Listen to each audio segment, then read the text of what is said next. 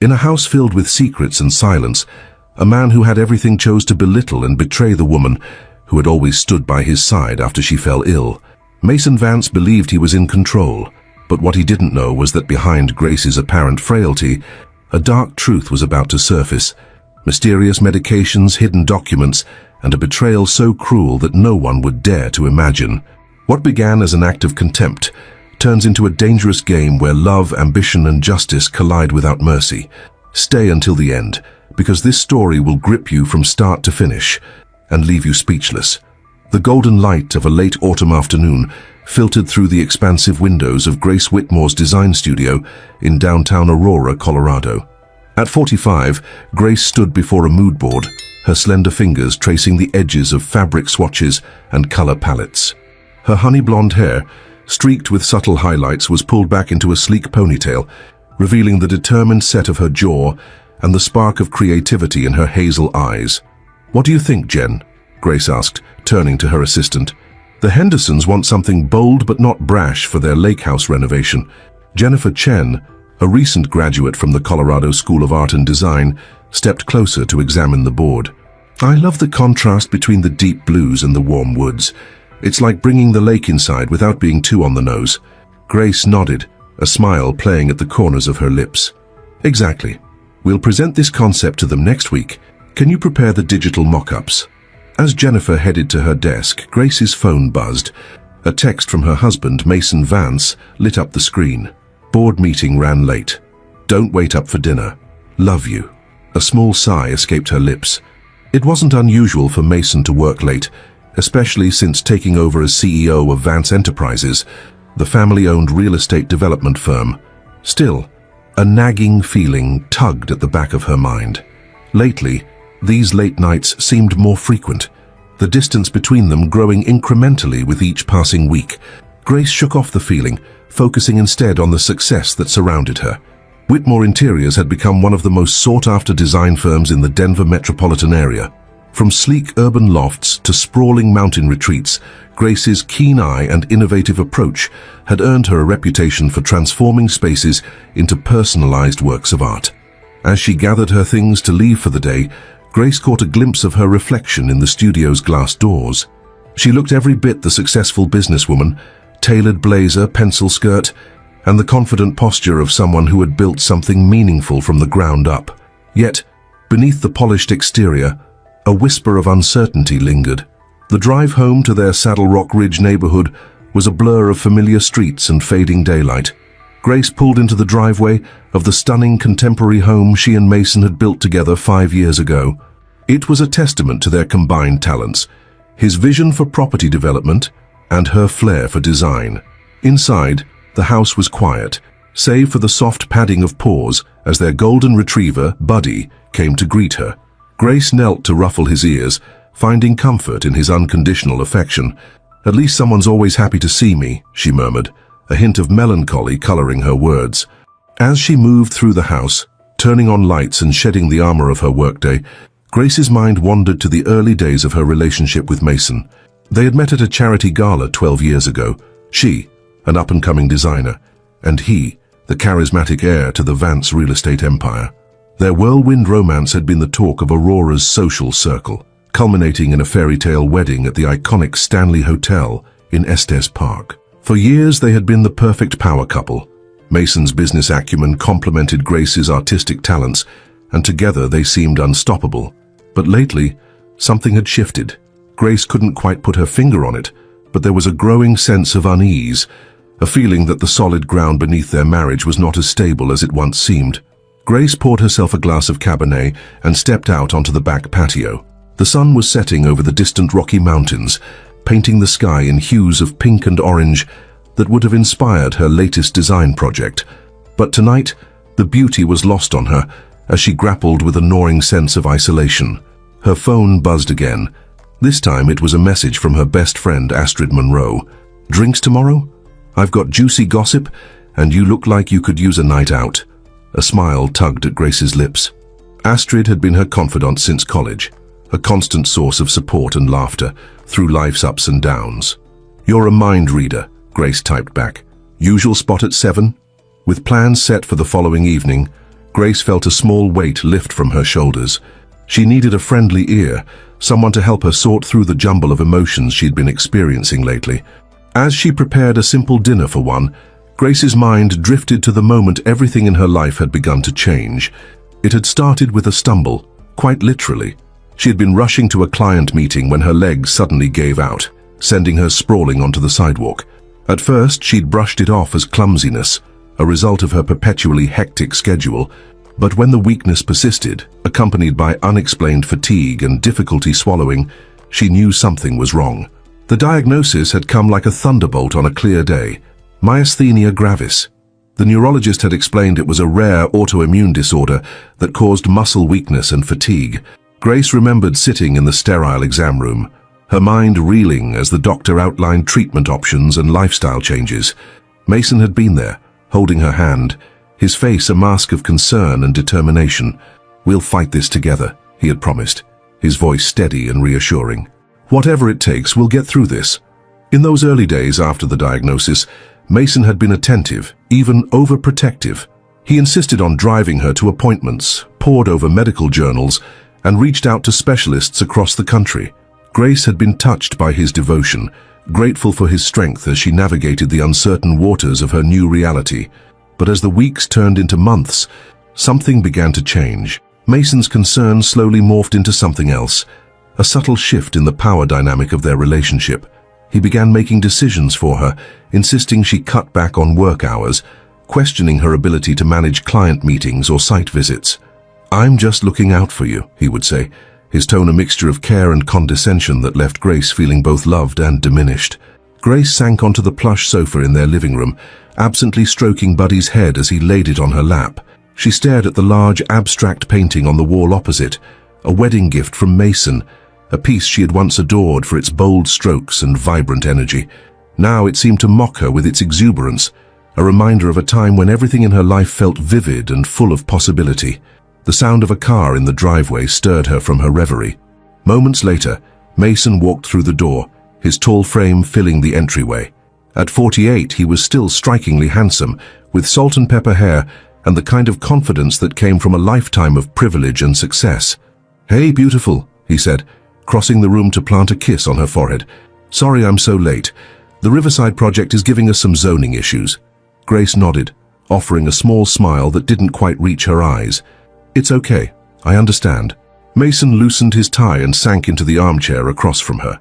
"How was your day? Not overdoing it, I hope." There it was again, that note of concern tinged with something else, something that made Grace feel like a child being checked up on rather than an equal partner. "It was fine," she replied, her tone carefully neutral. "We're finalizing the concept for the Henderson Lake House." Mason nodded, but Grace could see his attention was already drifting. He pulled out his phone, thumbs flying over the screen as he responded to what was undoubtedly another work email. "That's great, honey," he said absently. "Listen, I was thinking, maybe it's time to consider bringing on a partner for Whitmore Interiors. Someone who could take on some of the day-to-day management, ease your workload a bit." Grace felt a flicker of annoyance. "I don't need a partner, Mason. The business is doing well, and I'm managing just fine." He looked up from his phone, his expression a mixture of concern and frustration. "I'm just trying to help, Grace. With your condition, it's important not to push yourself too hard." "My condition doesn't define me," Grace said, her voice tight with suppressed emotion. "I'm still capable of running my own company." Mason held up his hands in a placating gesture. "Of course you are. I didn't mean to suggest otherwise. I just worry about you, that's all." The conversation lapsed into an uncomfortable silence, filled only by the soft whir of the central heating and Buddy's contented sighs. Grace felt the familiar weight of unspoken words and growing distance settling between them like an unwelcome guest. As Mason excused himself to take a shower, Grace found herself staring at the phone in her hand, her thumb hovering over Astrid's contact information. She needed to talk to someone who would listen without judgment, someone who could help her make sense of the conflicting emotions swirling inside her. Tomorrow, she decided. Tomorrow she would confide in Astrid, and maybe then she could begin to unravel the knot of uncertainty that had taken root in her heart. For now she would put on a brave face and navigate another evening in this beautiful home that increasingly felt like a gilded cage. As she prepared for bed that night, Grace caught sight of herself in the bathroom mirror. The woman staring back at her looked tired, yes, but there was still a fire in her eyes, a determination that spoke of inner strength and resilience. Whatever challenges lay ahead, Grace Whitmore was not a woman who would go down without a fight. Little did she know, the true battle was only just beginning. The following morning dawned crisp and clear, a typical autumn day in Aurora. Grace awoke before her alarm, her body stiff and uncooperative. She lay still for a moment, willing her muscles to respond, fighting against the heaviness that seemed to press down on her limbs. This had become her daily ritual, a quiet battle against her own body before facing the world. As she slowly sat up, Grace caught sight of Mason's empty side of the bed. The sound of the shower running told her he was already preparing for another busy day at Vance Enterprises. She sighed, remembering a time when mornings were filled with shared coffee and conversation. Now it felt like they were two ships passing in the night, their trajectories growing further apart with each passing day. Grace made her way to the bathroom, each step a conscious effort. She stared at her reflection in the mirror, noting the dark circles under her eyes and the slight droop in her left eyelid, another symptom of the myasthenia gravis that had become more pronounced lately. She reached for her medication, a colorful array of pills that had become as much a part of her morning routine as brushing her teeth. As she swallowed the pills, a nagging thought crept into her mind. Shouldn't she be feeling better by now? Dr. Patel had adjusted her dosage last month, promising improved symptom management, but if anything, Grace felt worse. The fatigue was more persistent, the muscle weakness more pronounced. She made a mental note to call the doctor's office later that day. Downstairs, Mason was already at the kitchen island, scrolling through his tablet while sipping coffee. He looked up as Grace entered, his expression a mixture of concern and something else, something that made Grace feel like she was being assessed rather than greeted. "Morning, honey," he said, rising to pour her a cup of coffee. "How are you feeling today?" Grace accepted the mug with a small smile. "I'm okay. A bit tired, but that's nothing new." Mason frowned, placing a hand on her forehead as if checking for a fever. "Maybe you should take the day off, rest up a bit." Grace bristled at the suggestion, stepping back from his touch. "I have a client meeting this afternoon. I can't just cancel every time I feel a little off." "I'm sure Jennifer can handle it," Mason pressed. "The client would understand if you explained." "I don't need to explain anything," Grace interrupted, her voice sharp. "I'm perfectly capable of managing my own schedule, Mason." An uncomfortable silence fell between them. Mason's jaw tightened, but he didn't argue further. Instead, he gathered his things and headed for the door. "I've got an early meeting. Don't forget, we have dinner with the Blakes tonight. I'll pick you up at 7. Before Grace could protest or remind him of her plans with Astrid, Mason was gone, leaving her alone in the suddenly too quiet kitchen. The day passed in a blur of fabric swatches, client calls, and the constant low-grade fatigue that had become Grace's unwelcome companion. By late afternoon, she found herself looking forward to her evening out with Astrid more than ever. She needed a friendly ear, someone who would listen without trying to manage her life. At precisely 7 o'clock, Astrid's cherry-red convertible pulled up in front of Barolo Grill, their favorite Italian restaurant in Cherry Creek. Grace climbed in, feeling a weight lift from her shoulders as she settled into the passenger seat. "Well, don't you look like you need a drink and a shoulder to cry on?" Astrid quipped, her blue eyes twinkling with a mixture of humor and concern. Grace laughed, the sound surprising her with its genuineness. "Is it that obvious?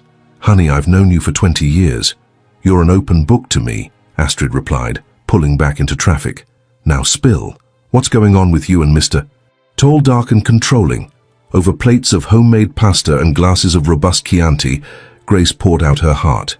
She told Astrid about the increasing tension with Mason, his attempts to micromanage her life, and her growing sense of isolation. "I feel like I'm disappearing," Grace confessed, twirling pasta around her fork without eating it. "It's like the more my body fails me, the more Mason tries to take over every aspect of my life. I know he means well, but good intentions don't excuse controlling behavior," Astrid finished for her, reaching across the table to squeeze Grace's hand. "Have you talked to him about how you're feeling?" Grace shook her head. "Every time I try, he turns it around. Suddenly I'm being unreasonable or pushing myself too hard. I don't know how to make him understand that his help is suffocating me." Astrid's expression grew serious. "Grace, honey, I hate to ask this, but are you sure it's just concern driving Mason's behavior? Could there be something else going on?" Grace felt a chill run down her spine. What do you mean? Well, Astrid hesitated, choosing her words carefully. It's just that, from what you're telling me, it sounds like Mason's using your condition to exert more control, not just over you but over the business too. Has he been making any changes at Vance Enterprises that seem odd to you? The question hit Grace like a bucket of cold water. She thought about the late-night phone calls, the hushed conversations that stopped when she entered a room, the increasing secrecy around the company's finances. A knot formed in her stomach as pieces began to fall into place. Now that you mention it, Grace said slowly, there have been some strange things happening at the company. New hires I've never met. Projects that seem to materialize out of nowhere. And there's this new assistant of his, Marcella Langley.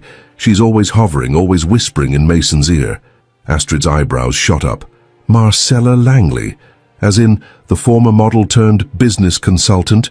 Grace, honey, I hate to break it to you, but that woman has a reputation, and it's not for her business acumen, if you know what I mean. Grace felt her cheeks flush, a mixture of embarrassment and anger rising within her. Are you suggesting that Mason and Marcella... Astrid held up her hands. I'm not suggesting anything definite, but I think you need to start asking some serious questions, Grace, and maybe it's time to get some outside help. Outside help? Grace echoed, her mind reeling. I know a guy, Astrid said, her voice lowering conspiratorially. Lucian Hawthorne. He's a lawyer, specializes in corporate law and, let's say, discreet investigations. If there's something fishy going on with Mason and the company, Lucian can find out. Grace's first instinct was to protest. The idea of investigating her own husband felt wrong, a betrayal of the trust they'd built over years of marriage. But as she opened her mouth to refuse, she thought about Mason's increasingly erratic behavior, the growing distance between them, and the nagging feeling that something was very, very wrong. Okay, she said finally, her voice barely above a whisper. Give me his number. The next morning, Grace sat in her home office, staring at the business card Astrid had given her. Lucian Hawthorne, attorney at law. Her finger hovered over the phone, doubt and determination warring within her. Before she could second-guess herself, Grace dialed the number. A deep, assured voice answered on the second ring. Lucian Hawthorne speaking. Mr. Hawthorne, Grace began, her voice steadier than she felt. My name is Grace Whitmore. I was given your number by a mutual friend, Astrid Monroe. I think I may need your help. There was a brief pause on the other end of the line. Mrs. Whitmore, I've heard a great deal about you from Astrid. Why don't you come to my office this afternoon? We can discuss your situation in private. 2 hours later, Grace found herself in a sleek, modern office in downtown Denver. Lucian Hawthorne was not what she had expected. In his early 50s, with salt-and-pepper hair and piercing green eyes, he exuded an air of quiet competence that immediately put Grace at ease. As she outlined her concerns, Mason's controlling behavior, the strange happenings at Vance Enterprises, her suspicions about Marcella Langley, Lucian listened intently, his expression grave. Mrs. Whitmore, he said when she had finished, based on what you've told me, I believe there is cause for concern. If you're willing, I'd like to begin a discreet investigation into Vance Enterprises' recent activities. We'll need to tread carefully. Your husband's position makes this a delicate situation. Grace nodded, a mixture of relief and apprehension washing over her. What do you need from me? For now, I need you to act as normally as possible, Lucian advised. Don't let on that you suspect anything. In the meantime, I'll begin looking into the company's financial records and recent hires. And, Mrs. Whitmore, keep a close eye on your personal accounts and any joint assets you have with your husband. If there is malfeasance occurring, we need to protect your interests. As Grace left Lucian's office, she felt as though she had stepped into an alternate reality. Was she really investigating her own husband? The man she had loved and trusted for over a decade? Over the next few weeks, Grace found herself living a double life. On the surface, she maintained the facade of the supportive wife and successful businesswoman. She attended charity galas on Mason's arm, smiled for photographs, and continued to run Whitmore Interiors with her usual flair. But beneath the polished exterior, Grace was a maelstrom of emotions. Every interaction with Mason now felt loaded with hidden meaning. She found herself analyzing his every word, every gesture, looking for clues to confirm or deny her suspicions. Her physical condition didn't improve either. Despite faithfully taking her medication, Grace found her symptoms worsening. The fatigue was crushing, and there were days when even the simplest tasks felt like climbing Mount Everest.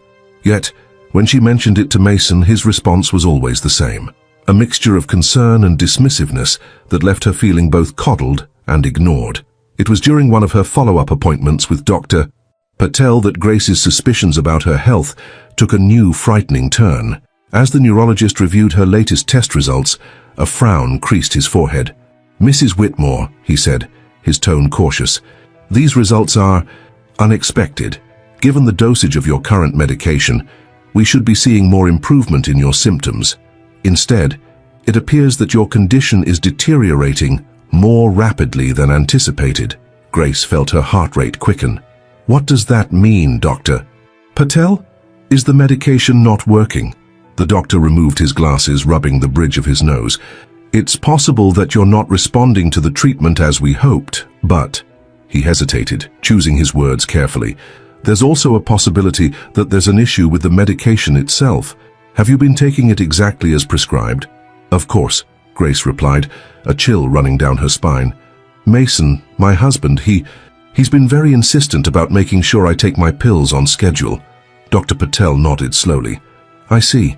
Mrs. Whitmore, I hope you don't mind, but I'd like to run a few additional tests. And if you're amenable, I'd like to provide you with a new prescription, one that I'll ask you to fill at a different pharmacy and keep to yourself for now. Let's see if there's any change in your condition over the next few weeks." As Grace left the doctor's office, her mind was reeling. Was it possible? Could Mason be tampering with her medication? The thought was so horrifying, so at odds with the man she thought she knew, that she could barely bring herself to consider it. That evening, as she sat across from Mason at the dinner table, Grace found herself studying him with new eyes. He was talking animatedly about a new development project, his handsome face alight with enthusiasm. How could this be the same man she now suspected of such betrayal? "Oh, by the way," Mason said, interrupting her thoughts, "I've invited Marcella to join us for dinner tomorrow night. I think it's time you two got to know each other better. She's been an invaluable asset to the company." Grace felt her stomach lurch. "Marcella, I didn't realize you two had become so close." Mason's expression flickered for a moment. Was it guilt? Annoyance? Before settling back into a neutral smile. "She's just a colleague, Grace. An important one, yes, but nothing more. I thought you'd be happy I'm including you in the business side of things more." Grace forced a smile, even as her mind raced. "Of course. I look forward to it." Later that night, as Mason slept soundly beside her, Grace lay awake, her thoughts a tumultuous whirlwind. She thought about the life she had built, the dreams she had shared with Mason, and the uncertain future that now loomed before her.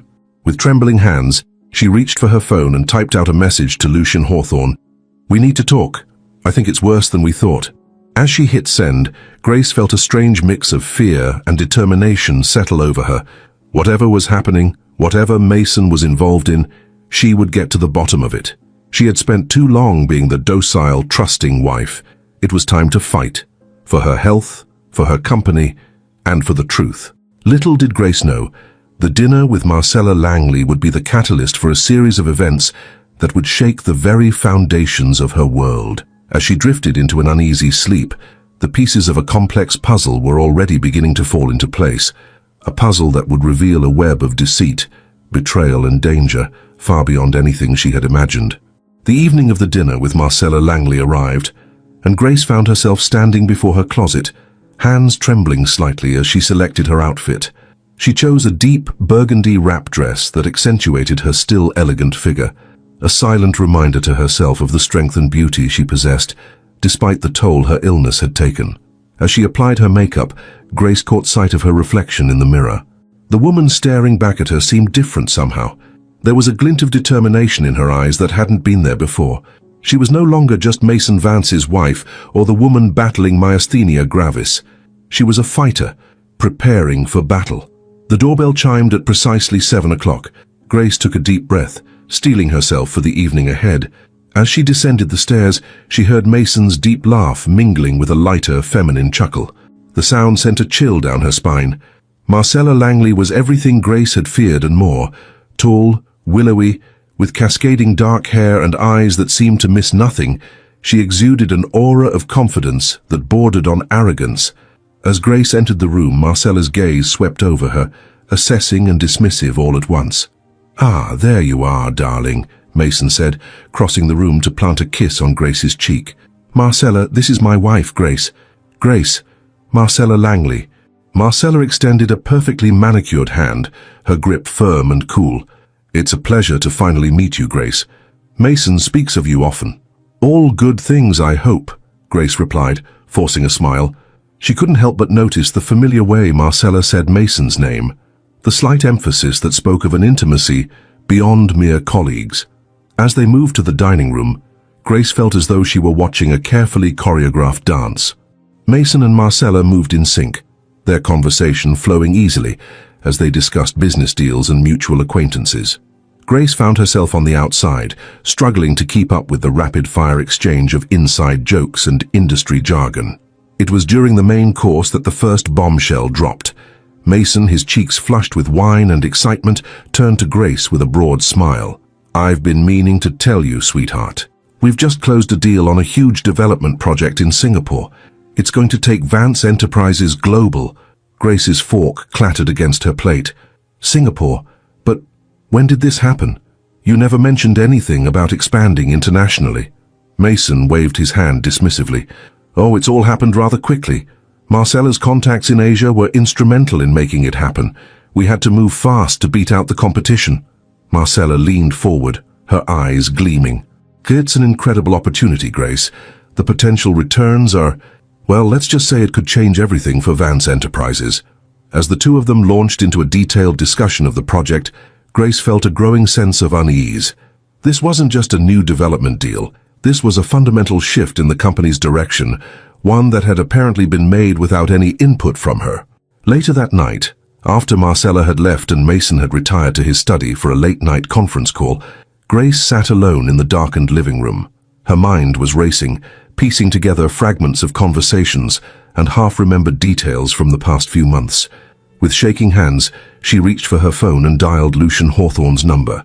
Despite the late hour, he answered on the second ring. "Mrs. Whitmore? Is everything all right?" Grace took a deep breath. "Mr. Hawthorne, Lucian, I need your help. I think Mason is doing something illegal, and I need to know what it is." The next morning found Grace in Lucian's office, recounting the details of the previous night's dinner and her growing suspicions about Mason's business dealings. Lucian listened intently, his brow furrowed in concentration. "A sudden expansion into Singapore is certainly unusual," he mused, "especially for a company that's primarily focused on local real estate development. Mrs. Whitmore, with your permission, I'd like to dig deeper into Vance Enterprises' financial records. If there's something amiss, that's where we'll find it." Grace nodded, a mixture of fear and determination coursing through her. "Do whatever you need to do, Lucian. I need to know the truth." Over the next few weeks, Grace found herself living a double life. By day, she maintained the facade of the supportive wife and successful businesswoman.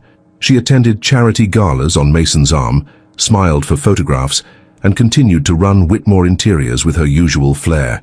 But in secret, she was working tirelessly with Lucian to uncover the truth about Mason's activities. Late-night phone calls, clandestine meetings in out-of-the-way cafes, and hours spent poring over financial documents became her new normal. It was during one of these late-night sessions in Lucian's office that they made their first major breakthrough. Lucian burst into the room, his usually composed demeanor shattered by excitement and disbelief. "Grace," he said, forgetting formalities in his haste, "you need to see this." He spread a series of documents across his desk. Grace leaned in, her eyes widening as she took in the complex web of shell companies, offshore accounts, and questionable transactions. "What am I looking at, Lucian?"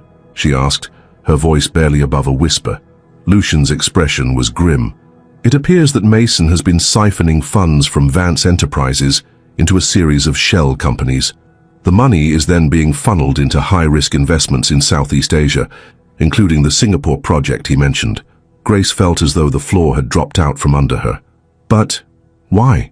Mason's always been so conservative with the company's finances. Why would he take such risks?"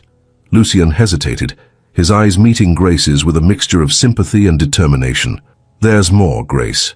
We've uncovered evidence of large payments being made to offshore accounts in the Cayman Islands, accounts that appear to be jointly held by Mason and Marcella Langley. The revelation hit Grace like a physical blow.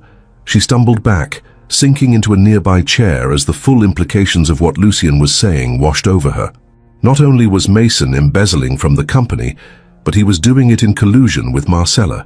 As she struggled to process this information, Lucien gently placed another document before her. "There's one more thing you need to see, Grace. It's a life insurance policy, taken out on you with Mason as the sole beneficiary. The payout is substantial, far more than one would expect for a standard policy." Grace felt the room spin around her.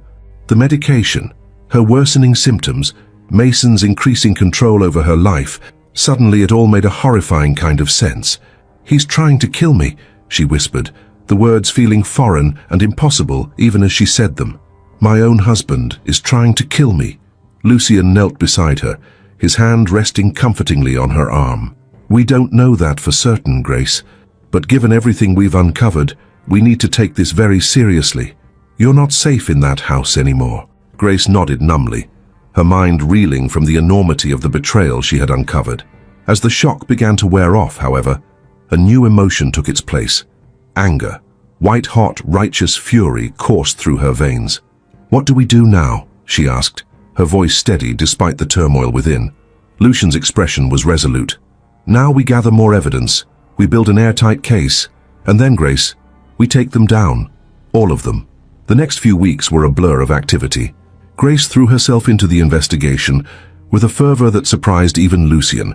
She combed through years of financial records, reached out to old business contacts for information, and even installed a discreet camera in Mason's home office. As they worked together, Grace found herself growing closer to Lucien. His steady presence and unwavering support became a lifeline in the storm of betrayal and deceit that her life had become. There were moments, late at night as they pored over documents, when their eyes would meet and Grace would feel a flutter in her chest that had nothing to do with her condition. But even as they made progress in their investigation, the danger around Grace grew. Mason's behavior became increasingly erratic. He alternated between periods of smothering attentiveness and cold distance. Grace found herself second-guessing every meal, every drink, wondering if this would be the time he finally succeeded in poisoning her. The turning point came on a rain-soaked night in late November. Grace had stayed late at Whitmore Interiors, using the quiet of the empty office to go through some files she had borrowed from Mason's study. As she was preparing to leave, she heard the ping of the elevator arriving on her floor. Panic seized her. No one else should be here at this hour.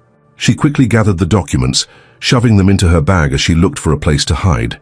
The sound of footsteps echoed in the hallway, growing closer with each passing second. Just as she ducked behind a large display board, the door to her office swung open. Through a small gap, Grace could see Mason enter, followed closely by Marcella. "Are you sure she doesn't suspect anything?" Marcella was saying, her voice low and urgent. Mason scoffed. "Grace, please." She's too caught up in her own health problems to notice what's going on around her. By the time she realizes anything is wrong, it'll be too late. Grace held her breath, her heart pounding so loudly she was sure they would hear it. She watched as Mason crossed to her desk, rifling through the drawers as if searching for something. "It's not here," he muttered. "Damn it, where could she have put it?" Marcella placed a hand on his arm, her touch lingering in a way that made Grace's stomach churn. "Relax, darling. Even if she has seen something, who's going to believe her? A sick woman, possibly confused by her medication? We've covered our tracks well." Mason nodded, but his expression remained troubled. "I just want this over with. The sooner we can move forward with our plans, the better." As they turned to leave, Marcella paused, her gaze sweeping the office one last time. For a heart-stopping moment, Grace thought she had been discovered. But then Marcella turned away, following Mason out of the room. Grace remained frozen in her hiding spot, long after the sound of their footsteps had faded. Her mind was reeling from what she had just witnessed. It was one thing to suspect betrayal, to uncover evidence of financial misdeeds. It was another thing entirely to hear her husband casually discussing her demise with his mistress. With trembling hands, she reached for her phone and dialed Lucien's number. When he answered, she could barely form the words through her tears. "Lucien," she choked out, "I need you. Please, I can't do this alone anymore. Lucian's voice was steady, an anchor in the storm of her emotions. I'm on my way, Grace. Just hold on. You're not alone in this. We'll face it together. As she ended the call, Grace felt a strange calm settle over her. The time for doubt and hesitation was over. Mason and Marcella had made their move, and now it was her turn to strike back. Standing up from her hiding place, Grace moved to the window, looking out over the twinkling lights of Aurora. The city she had called home for so long suddenly felt alien and dangerous. But as she watched the headlights of Lucian's car pull into the parking lot below, she felt a spark of hope ignite within her. This was far from over. Mason, Marcella, and anyone else involved in their scheme were about to learn a painful lesson. They had gravely underestimated Grace Whitmore, and she was ready to show them just how costly that mistake would be. As Lucian entered the office, his face etched with concern, Grace turned to him with newfound resolve. "We need to move fast," she said, her voice steady despite the turmoil within. "It's time to take back what's mine." Little did Grace know, this moment of decision would set in motion a chain of events that would not only expose the truth, but also test her in ways she never thought possible. The battle for her life, her company, and her future was about to begin in earnest. Lucian's eyes widened as Grace recounted what she had overheard. His jaw clenched, a mixture of anger and determination flashing across his face. "This changes everything," he said, pacing the office. "We need to move our timeline up. They're clearly planning something and we can't afford to wait." Grace nodded, her mind racing. "What's our next move?" Lucian pulled out his phone, quickly tapping out a message. "I'm contacting a friend at the FBI. With what we've uncovered about the offshore accounts and now this, it's time to bring in the authorities." As Lucian made his calls, Grace found herself drawn to the window again. The city lights blurred as tears filled her eyes. How had it come to this? The life she had built, the love she thought she shared with Mason, it was all a lie. A carefully constructed facade hiding a heart of darkness. But amidst the pain and betrayal, Grace felt something else stirring within her, a fierce determination. She had built Whitmore Interiors from the ground up. She had faced a devastating diagnosis and refused to let it define her. She was not about to let Mason and Marcella destroy everything she had worked for. "Grace," Lucian's voice pulled her from her thoughts. "My contact at the FBI wants to meet. They're taking this very seriously, especially given Mason's prominence in the business community. But they need more concrete evidence." Grace turned to face him, her expression resolute. "Then we'll get it for them. Tell me what we need to do." Over the next few days, Grace threw herself into gathering evidence with a fervor that surprised even Lucian. She combed through years of financial records, cross-referencing transactions and piecing together the complex web of Mason's illegal activities. Working closely with Lucian, she began to see patterns emerging. The Singapore deal was just the tip of the iceberg. There were similar high-risk investments in Vietnam, Indonesia, and the Philippines, all funneled through a maze of shell companies and offshore accounts. But it wasn't just about the money. As they dug deeper, Grace and Lucian uncovered evidence of bribery, blackmail, and even connections to organized crime syndicates in Southeast Asia. The Mason Vance that Grace thought she knew was a carefully crafted illusion. The real man behind the charming facade was ruthless, corrupt, and dangerous.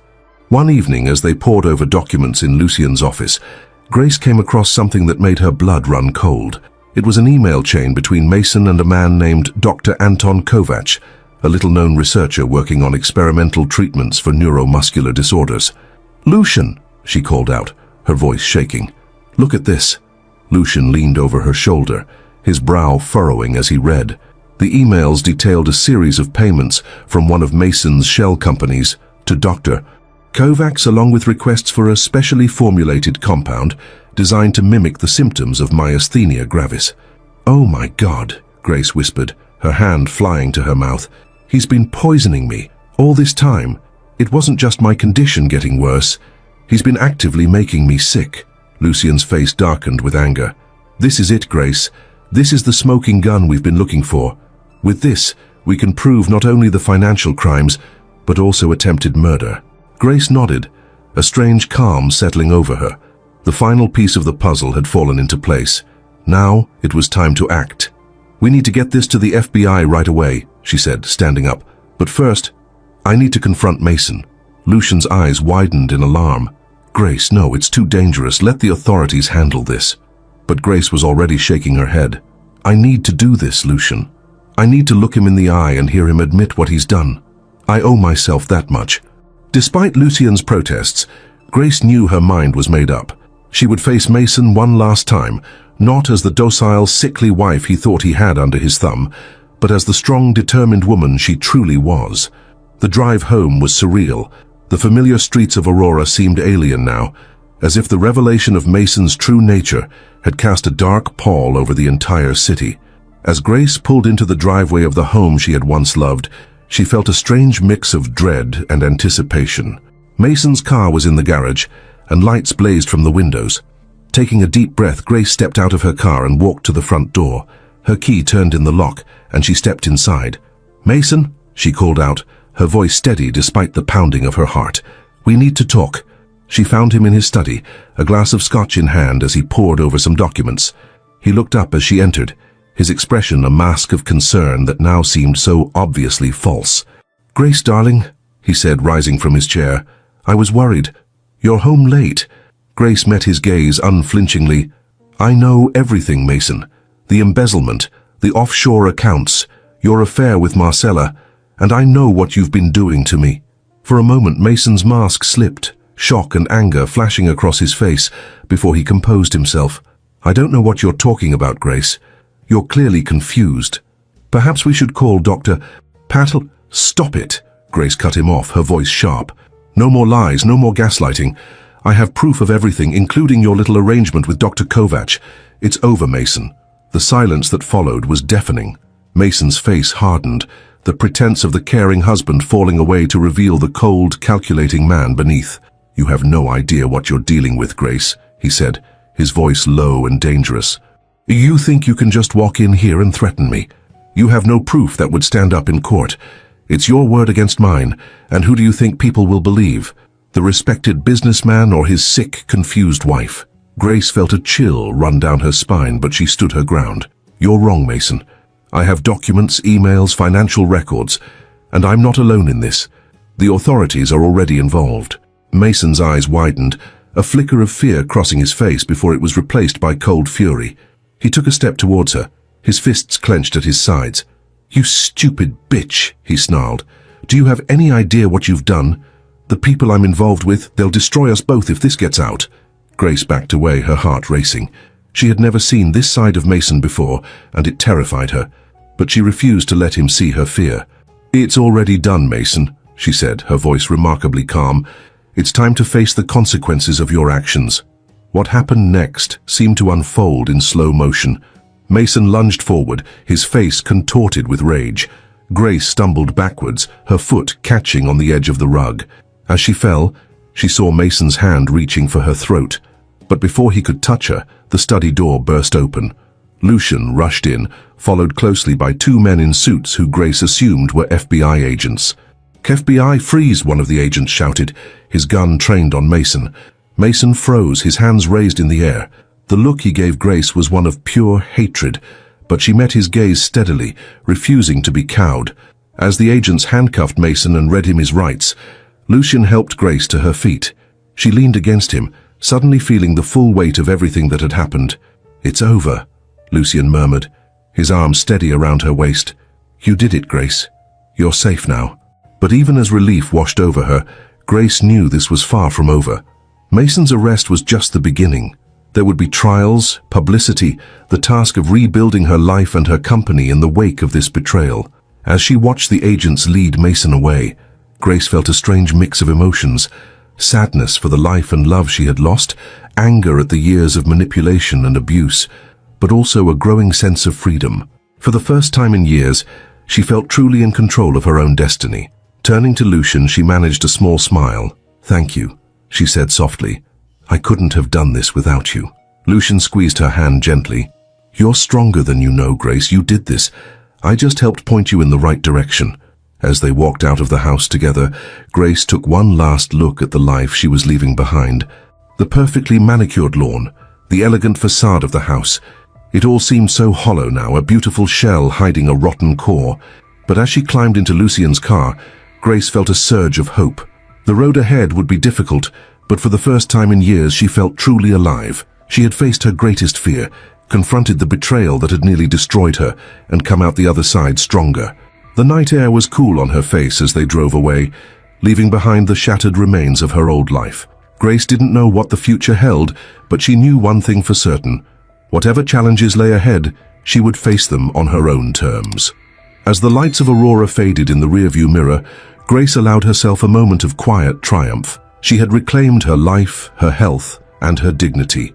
And no matter what came next, she knew she had the strength to face it. The story of Grace Whitmore was far from over. In fact, it was just beginning. The weeks following Mason's arrest were a whirlwind of activity for Grace. As news of the scandal broke, she found herself at the center of a media storm. Reporters camped outside her home, their cameras flashing like strobe lights whenever she dared to step outside. The headlines were relentless. Vance Enterprises CEO arrested in massive fraud scheme. Grace Whitmore victim or accomplice. The court of public opinion was in full session, and Grace felt the weight of its judgment acutely. But amidst the chaos, Grace discovered a wellspring of inner strength she never knew she possessed. With Lucian by her side, she began the arduous task of reclaiming her life and her company. Her first order of business was Whitmore Interiors.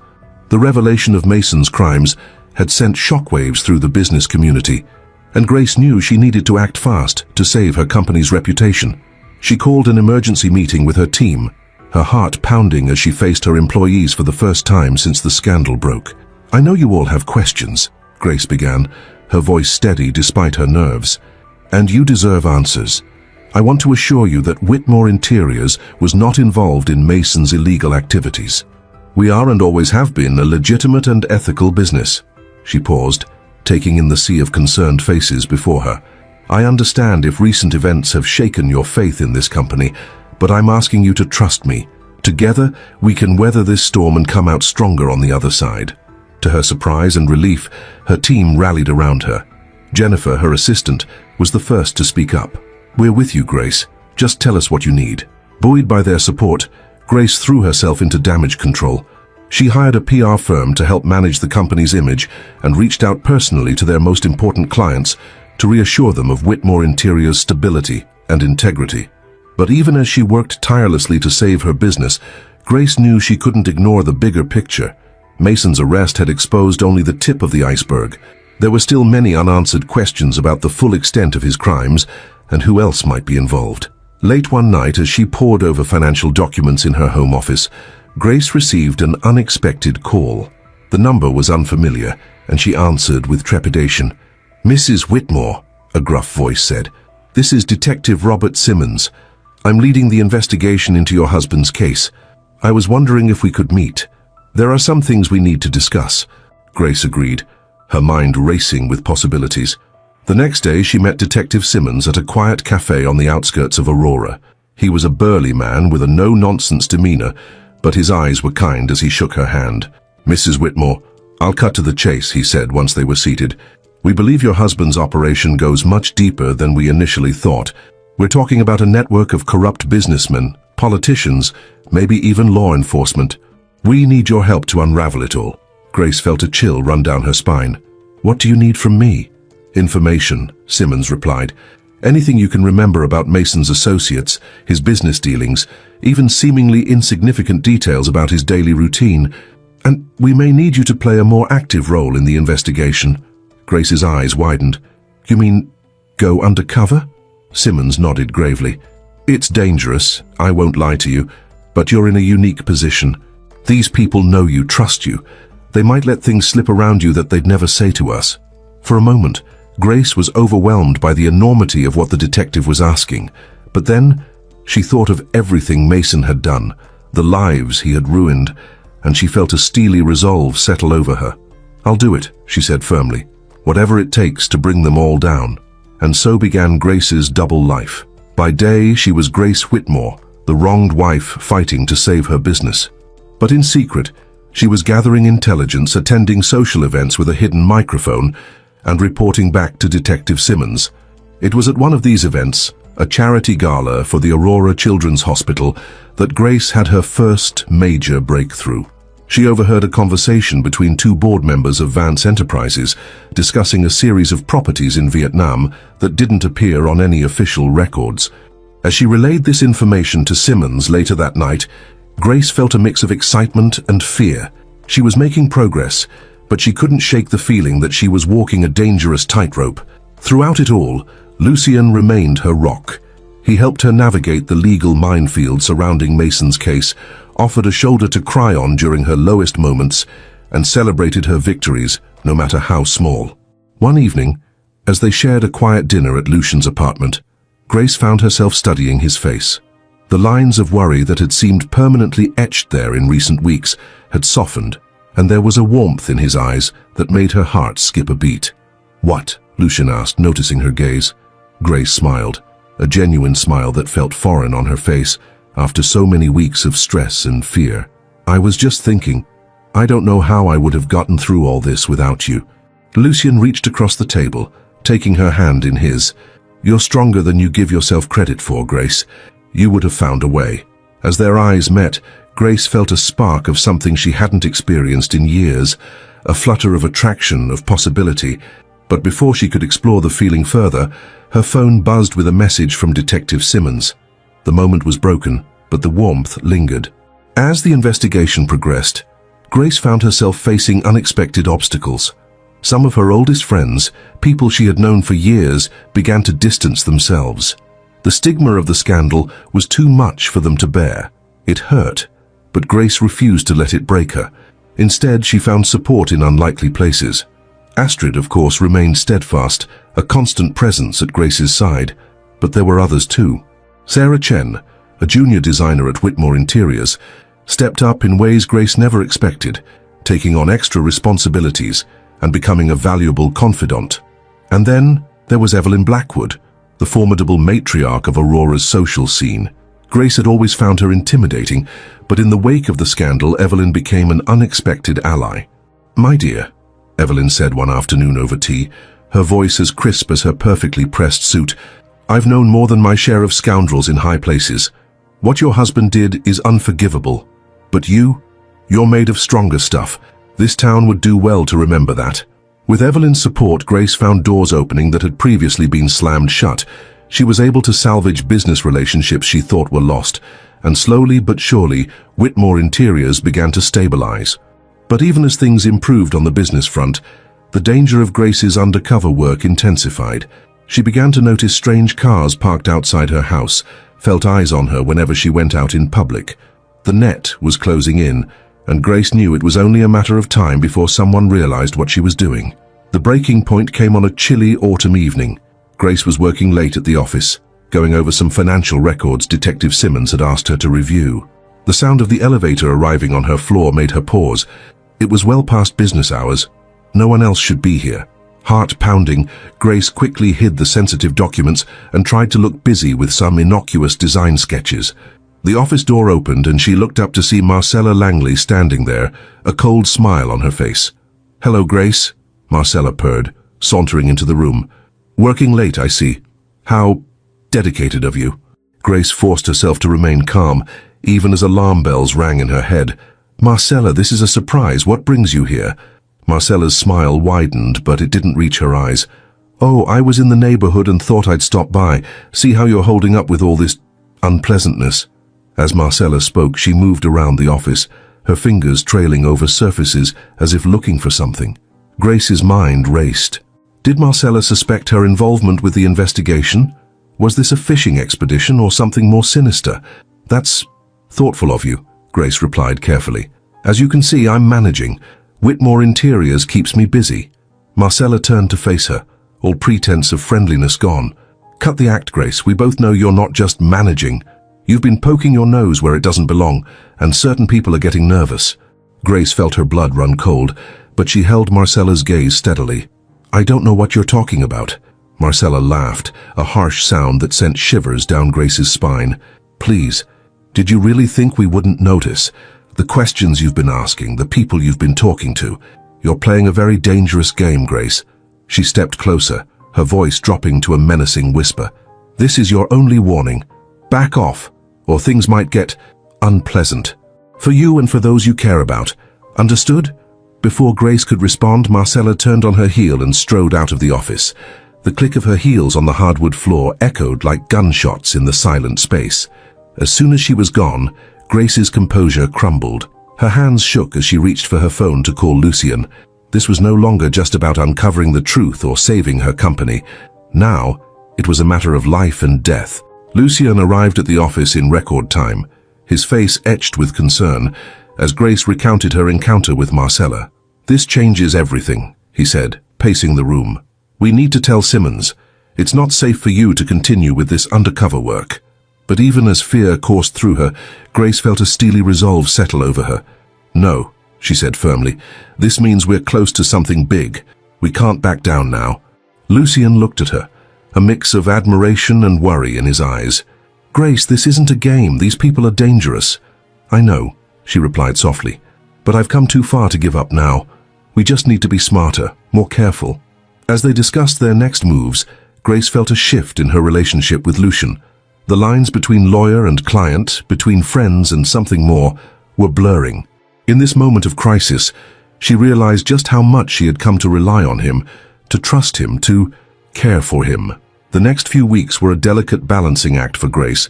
She had to maintain the appearance of a woman cowed by recent events, while secretly working harder than ever to gather evidence. She installed new security systems at her home and office, varied her routines, and never went anywhere alone. But even as the danger increased, Grace found herself growing stronger. The woman who had once allowed Mason to control every aspect of her life was gone. In her place was someone new, someone resilient, determined, and unafraid to fight for what was right. This new strength was put to the test when Grace received an unexpected visitor at Whitmore Interiors. It was a young woman, barely out of her teens, with haunted eyes and trembling hands. "Mrs. Whitmore," the girl said hesitantly, "my name is Lily. I used to work for your husband. There are things you need to know." Over the next hour, Lily poured out a story that made Grace's blood boil. The girl had been hired as an intern at Vance Enterprises, but quickly found herself trapped in a web of manipulation and abuse. Mason and his associates had used her, threatened her, and discarded her when she became a liability. As Grace listened, her heart breaking for this young woman, she felt a renewed sense of purpose. This wasn't just about her anymore. It was about all the people Mason and his cronies had hurt, all the lives they had destroyed in their pursuit of wealth and power. "Lily," Grace said gently when the girl had finished her story, "I want you to know that you're not alone. What happened to you wasn't your fault, and I promise you we're going to make this right." With Lily's testimony, Grace and Lucien had a new piece of the puzzle. They worked tirelessly, connecting dots, following paper trails, and slowly but surely building a case that would bring down not just Mason, but the entire corrupt network he was part of. As the net tightened around Mason and his associates, Grace felt the tension building to a crescendo. She knew they were close to a breakthrough, but she also knew that the most dangerous time in any confrontation is when your opponent is cornered. One evening, as Grace was leaving a late meeting with Detective Simmons, she felt the hairs on the back of her neck stand up. Someone was following her. With her heart pounding, she quickened her pace, fishing her phone out of her purse to call Lucien. But before she could dial, a hand clamped over her mouth and she felt herself being dragged into a nearby alley. Grace fought with everything she had, kicking and struggling against her attacker. As she battled for her life in that dark alley, time seemed to slow down. In that moment, Grace saw her life flash before her eyes. Not just the pain and betrayal of recent months, but all of it.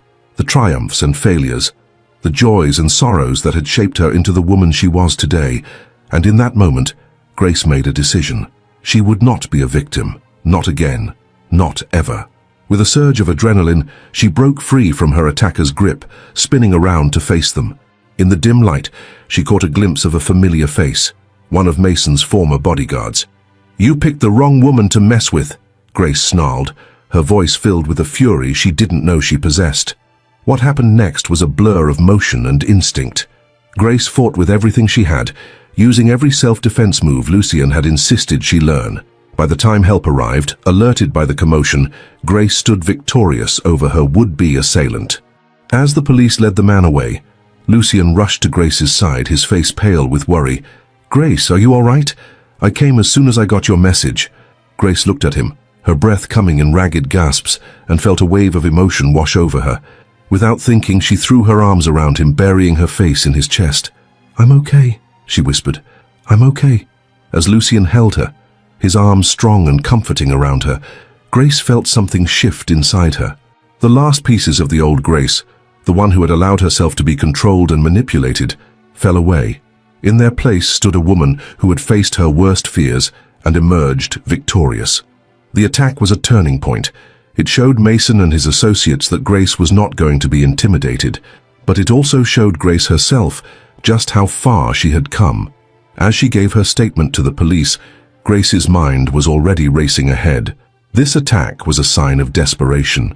Mason and his cronies were feeling the pressure. It was time to make their final move. With renewed determination, Grace turned to Lucien. "We're close," she said, her voice steady and sure. "I can feel it. It's time to end this, once and for all." Lucien nodded, a mix of admiration and concern in his eyes. "Whatever you need, Grace, I'm with you every step of the way." As they walked away from the scene, hand in hand, Grace felt a sense of calm settle over her. The road ahead would be difficult, the final confrontation undoubtedly dangerous. But for the first time in a long time, Grace Whitmore was not afraid. She was ready. The stage was set for the final act in this drama of betrayal and redemption, and Grace was determined to see it through to the end, no matter the cost. The day of the annual Vance Enterprises shareholders meeting dawned crisp and clear, belying the storm that was about to break. Grace stood before her bedroom mirror, smoothing down her tailored navy suit, her face a mask of determination. Today was the day everything would change. "Are you sure about this?" Lucien asked, his reflection appearing behind her in the mirror. His eyes were filled with concern, but there was also pride there and something else, something that made Grace's heart skip a beat. She turned to face him, her chin lifted in defiance. "I've never been more sure of anything in my life, Lucien. It's time to end this." As they drove to the Vance Enterprises headquarters, Grace ran through the plan one last time in her mind. Everything was in place. The evidence gathered, the key witnesses prepped, the authorities on standby. All that remained was for her to light the fuse. The lobby of Vance Enterprises was a hive of activity, shareholders and board members milling about, their chatter filling the air with a nervous energy. As Grace entered, a hush fell over the crowd. She could feel their eyes on her, some sympathetic, others suspicious, but she kept her gaze fixed ahead, her stride purposeful. In the elevator, Lucien gave her hand a reassuring squeeze. "Remember," he said softly, "no matter what happens in there, you've already won. You've reclaimed your life, your strength, everything else is just details." Grace nodded, drawing strength from his words and his presence. As the elevator doors opened onto the top floor, she took a deep breath. It was time. The boardroom was packed, every seat filled with additional chairs brought in to accommodate the overflow. At the head of the table sat Mason, looking impeccable in a designer suit, his face a mask of calm confidence. Beside him, Marcella Langley surveyed the room with a predatory gaze.